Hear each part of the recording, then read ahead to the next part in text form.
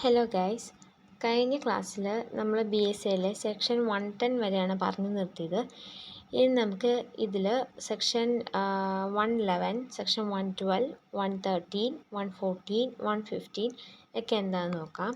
So നമ്മുടെ ഇവിടെ first section എന്ന് പറയുന്നത് section 111 of B S C ആണ്. അപ്പം നമ്മുടെ സെക്ഷൻ 111 പറയുന്നത് burden of proving the fact that a person is alive who has not been heard for 7 years. So ഇതിലെന്താ പറയുന്നതെന്ന് നമുക്ക് നോക്കാം. സോ ഇതിൻ്റെ ഒറിജിൻ എന്ന് പറയുന്നത് ഇംഗ്ലീഷ് ലോയിൽ നിന്നാണ്. സാധാരണയായിട്ട് ലോയിൽ പ്രിസംഷൻ എന്താണെന്ന് വെച്ചിട്ടുണ്ടെങ്കിൽ ഇപ്പോൾ 7 വർഷമായിട്ട് നമ്മൾ ഒരാളെക്കുറിച്ച് ഒരറിവും ഇല്ല എന്നുണ്ടെങ്കിൽ അയാൾ മരിച്ചതായിട്ടാണ് കണക്കാക്കുക. അപ്പോൾ സെക്ഷൻ 111 എന്താ പറയുന്നതെന്ന് വെച്ചിട്ടുണ്ടെങ്കിൽ ഇപ്പോൾ ഒരാളെക്കുറിച്ച് ഒരറിവുമില്ല അല്ലെങ്കിൽ ഒരാളെക്കുറിച്ച് ഒരു വിവരമില്ല 7 വർഷമായിട്ടെന്നുണ്ടെങ്കിൽ അയാൾ മരിച്ചതായിട്ട് തന്നെയാണ് കണക്കാക്കുക. പക്ഷേ ഇപ്പോൾ ഒരാൾ വരികയാണ്, ഇന്നയാൾ ജീവനോടെ ഉണ്ടെന്ന് പറഞ്ഞുകൊണ്ട് വരികയാണെങ്കിൽ അവിടെ അയാൾ ജീവനോടെ ഉണ്ടെന്ന് പ്രൂവ് ചെയ്യേണ്ട ബർഡൻ അയാൾ ജീവനോടെ ഉണ്ടെന്ന് പറഞ്ഞ ആൾക്കായിരിക്കും. ഇപ്പോൾ ഒരു എക്സാമ്പിൾ പറയുകയാണെങ്കിൽ ഇപ്പോൾ എയും ബിയും ഉണ്ട്. അതിൽ എനെക്കുറിച്ച് 7 വർഷമായിട്ട് ഒരറിവുമില്ല. അപ്പോൾ എല്ലാവരുടെയും പ്രിസംഷൻ എന്താണെന്ന് വെച്ചിട്ടുണ്ടെങ്കിൽ അയാൾ മരിച്ചു പോയെന്നുള്ളതാണ്. എന്നാൽ വെക്കുന്നൊരു ദിവസം ഒരാൾ വന്നിട്ട് പറയാണ് ഇന്ന ആൾ ജീവനോടെ ഉണ്ട്, അയാളെ ഞാൻ നേരിട്ട് കണ്ടു എന്നൊക്കെ വന്ന് പറയുമ്പോൾ അവിടെ അയാൾ ജീവനോടെ, അതായത് എ ജീവനോടെ ഉണ്ടെന്ന് പ്രൂവ് ചെയ്യേണ്ട ബർഡൻ ഈ ജീവനോടെ ഉണ്ടെന്ന് പറഞ്ഞാൽ ബിക്കായിരിക്കും. അടുത്തതായിട്ട് എൻ ജയലക്ഷ്മി അമ്മാൾ വേഴ്സസ് ഗോപാലഭട്ട് എന്നുള്ള കേസ് നോക്കാം. ഈ കേസിൽ 7 വർഷമായിട്ട്, അതിൽ 7 കൂടുതൽ വർഷമായിട്ട് കാലെ പെരുമാൾ എന്ന് പറയുന്ന ഒരാളെ കാണാതായിട്ടുള്ളതാണ്. സാധാരണ ലോ പ്രകാരം 7 വർഷമായിട്ട് ഒരാളെ കാണാനില്ല എന്നുണ്ടെങ്കിൽ അദ്ദേഹം മരിച്ചതായിട്ടാണ് കണക്കാക്കുക. അപ്പോൾ ഇവിടെ ചെറിയൊരു ക്വസ്റ്റ്യൻ വന്നതെന്താണെന്ന് വെച്ചിട്ടുണ്ടെങ്കിൽ അപ്പോൾ എക്സാക്റ്റ് ഡേറ്റും ടൈം, അതായത് 7 വർഷം എന്ന് കണക്കാക്കുമ്പോൾ കറക്റ്റ് 7 വർഷം ആവുന്നതിന് തൊട്ട് അന്ന് തന്നെ മരിച്ചോ എന്നുള്ള രീതിയിൽ കണക്കാക്കുന്ന ക്വസ്റ്റ്യൻസൊക്കെ ഇതിൽ അറേസ് ചെയ്തു. അപ്പോൾ സാധാരണ നമ്മൾ ലോ പ്രകാരം പറയുകയാണെങ്കിൽ നമ്മുടെ പ്രിസംഷൻ എന്ന് പറയുന്നത് 7 വർഷം കഴിഞ്ഞ് ഒരാളെ കാണാനില്ല എന്നുണ്ടെങ്കിൽ അദ്ദേഹം മരിച്ചതായിട്ടാണ് കണക്കാക്കുന്നത്. അപ്പോൾ അതിനെക്കുറിച്ചൊക്കെയാണ് ആ കേസിൽ പറയുന്നത്.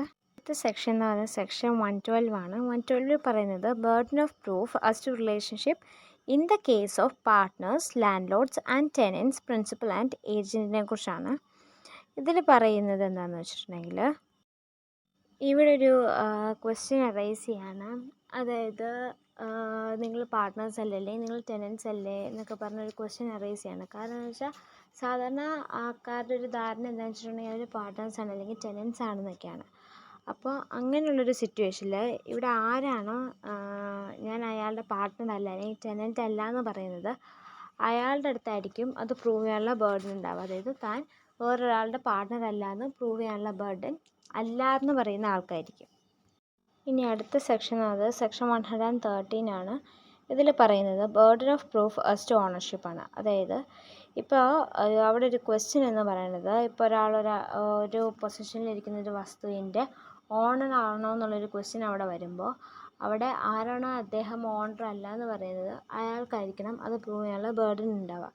അതായത് when the question is whether any person is owner of anything of which he is in possession, the burden of proving that he is not the owner is on the person who affirms that he is not the owner. അതായത് ആരാണോ owner അല്ല എന്ന് പറയുന്നത് അയാളായിരിക്കണം അത് prove ചെയ്യേണ്ടത്. അതായത് person in possession presume to be the owner. എപ്പോഴും ഒരു കേസിൽ ആരുടെ പൊസഷനിലാണ് ഒരു വസ്തു ഇരിക്കുന്നത് അയാളെയാണ് ഓണറായിട്ട് കണക്കാക്കുക.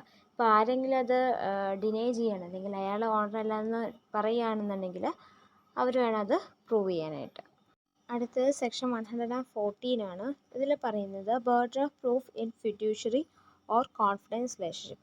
ഈ സെക്ഷന് വേറെ രീതിയിൽ പറയുകയാണെങ്കിൽ proof of good faith in transaction where one party is in relation of active confidence എന്നും പറയാം. ഈ റൂള് ബേസ് ചെയ്തിരിക്കുന്ന ഒരു സ്പെഷ്യൽ റിലേഷൻഷിപ്പ് ഓഫ് ട്രസ്റ്റിനെ ബേസ് ചെയ്തിട്ടാണ്. അപ്പോൾ സാധാരണയായിട്ട് ആരാണോ ക്ലെയിം ചെയ്യുന്നത് അയാളായിരിക്കണം അത് പ്രൂവ് ചെയ്യേണ്ടത്.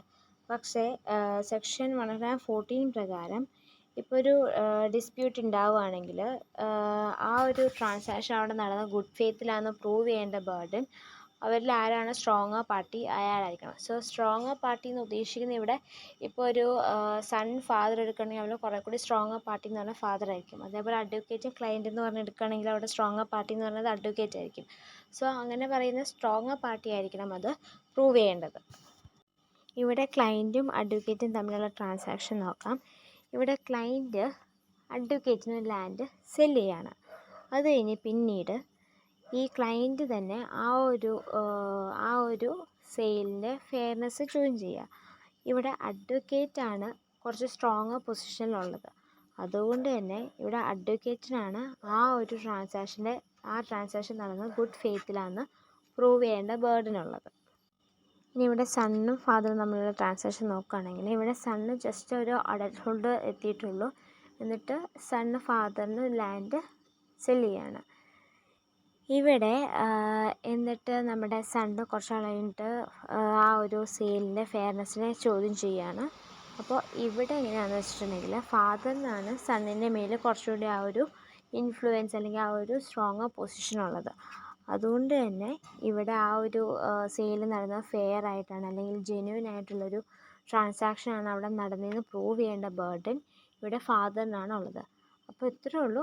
ആർക്കാണോ കുറച്ചുകൂടി ആ ഒരു സ്ട്രോങ്ങർ പൊസിഷൻ അല്ലെങ്കിൽ ആ ഒരു കുറച്ചുകൂടി ഒരു കോൺഫിഡൻറ്റ് പൊസിഷൻ ഉള്ളത് അയാളായിരിക്കണം ആ ഒരു സംഭവം ഗുഡ് ഫെയ്ത്തിലാണ് അല്ലെങ്കിൽ ജെന്യുവൻ ആയിരുന്നു എന്നൊക്കെ പ്രൂവ് ചെയ്യേണ്ടത്.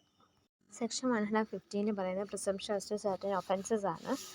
സോ ഈ സെക്ഷൻ 115 എന്ന് ഉദ്ദേശിക്കുന്നതെന്ന് വെച്ചിട്ടുണ്ടെങ്കിൽ ഇപ്പോൾ ഒരാൾ നമ്മൾ ഒരു ഡിസ്റ്റർബ്ഡ് ഏരിയയിൽ വെച്ചിട്ട് കാണുകയാണ്. അതായത് ഇപ്പോൾ കുറച്ച് ആളുകൾ ഇപ്പോൾ നമ്മുടെ പബ്ലിക് ഓർഡർ മെയിൻറ്റെയിൻ ചെയ്യുന്ന ആ ഫോഴ്സസിൽ ഫയർ ആംസ് ഒക്കെ യൂസ് ചെയ്യുന്ന ആ ഒരു സിറ്റുവേഷനിൽ ഒരാൾ കാണുകയാണെങ്കിൽ അയാളും ഈ കാര്യം കമ്മിറ്റ് ചെയ്തിട്ടുണ്ടെന്നാണ് കോർട്ട് പ്രിസ്യൂം ചെയ്തത്. അതായത് അയാളും അക്യൂസ്ഡ് ആണെന്നാണ് പ്രിസ്യൂം ചെയ്യുന്നത്. ഇനി നമുക്ക് സബ്സെക്ഷൻ 1 നോക്കാം. If A person found to be present in such an area at the place and time when firearms or explosive were used against armed force or police, then the court will presume that this person committed the specific offense. അതായത് നമ്മൾ നേരത്തെ പറഞ്ഞത് തന്നെ ഇപ്പോൾ ഒരാൾ അല്ലെങ്കിൽ ഒരു പേഴ്സണെ നമ്മൾ ഒരു ഡിസ്റ്റർബ്ഡ് ആയിട്ടുള്ള പ്ലേസിൽ, അതായത് ഈ ആളുകൾ പോലീസിനെതിരെ ഫയർ ആംസ് അല്ലെങ്കിൽ വേറെ എക്സ്പ്ലോസീവ് ആയിട്ടുള്ള സാധനം യൂസ് ചെയ്യുന്ന ആ സെയിം ടൈമിൽ ആ സെയിം പ്ലേസിൽ ഒരാളെ കാണുകയാണെങ്കിൽ അയാളും ആ ആക്ട് കമ്മിറ്റ് ചെയ്തു എന്നാണ് പ്രിസ്യൂം ചെയ്യുന്നത്. അതാണ് അത് മീൻ ചെയ്യുന്നത്. ഇനി നമുക്ക് സബ്സെക്ഷൻ 2 എന്താ പറയുന്നത് നോക്കാം. സബ്സെക്ഷൻ 2 പറയുന്നത് സബ്സെക്ഷൻ 1 ഒഫൻസസ് ഏതൊക്കെയാണെന്നാണ്. സോ ആ ഒഫൻസസ് എന്ന് പറയുമ്പോൾ സെക്ഷൻ 147 ഓഫ് BNS, അതായത് attempt or abetting wage war against government. പിന്നെ സെക്ഷൻ 148 അതായത് കോൺസ്പിറസി ടു കമ്മിറ്റ് സെക്ഷൻ 147. പിന്നെ section 149 criminalises or collecting arms with an intent to wage war. പിന്നെ ഉള്ളത് സെക്ഷൻ 150 ആണ്, concealing a design to wage war. So ഈ പറയുന്ന offences ഒക്കെയാണ് ഇതിൽ വരുന്നത്. ഈ ഒഫൻസസ് ഒക്കെ കമ്മിറ്റ് ചെയ്തു എന്നുള്ള രീതിയിലാണ് ഒരാളവിടെ ഉണ്ടെന്നുണ്ടെങ്കിൽ അത് പ്രിസ്യൂം ചെയ്യുന്നത്.